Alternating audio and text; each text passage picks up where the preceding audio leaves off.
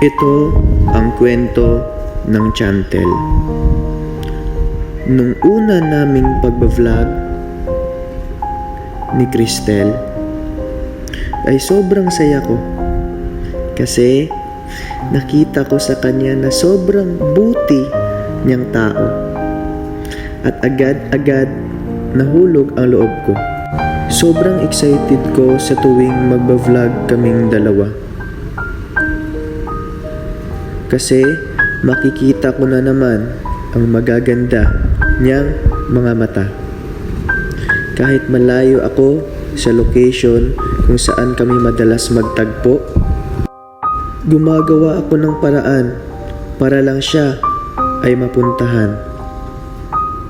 Kasi nawawala ang problema ko pag si Cristel ang kasama ko. Pero sa kabila ng lahat ng masayang alaala, si Cristel ay may sakit pala. Pero kailangan niyong malaman na si Cristel ay hindi na magpapatuloy sa pagbablog.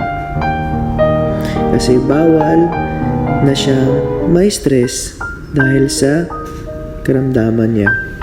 At gusto na din niya mag-focus sa pag-aaral.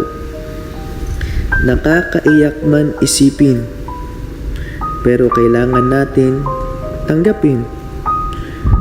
Napamahal na din kasi ako kay Cristel. Sa tuwing nakikita ko ang mga videos naming dalawa, naiiyak na lang ako bigla. Hindi ko akalain na aabot kami sa ganitong situation. Sa mga supporters dyan ng Chantel, sobrang maraming salamat. Pero pasensya na kung nabigo man namin kayo.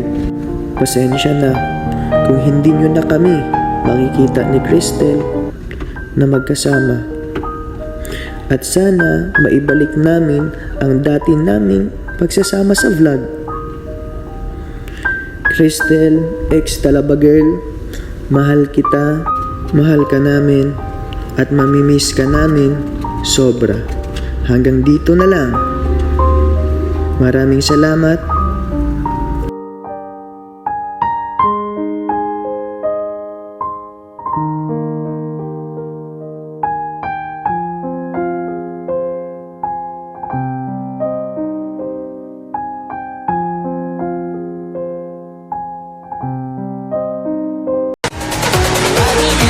Give it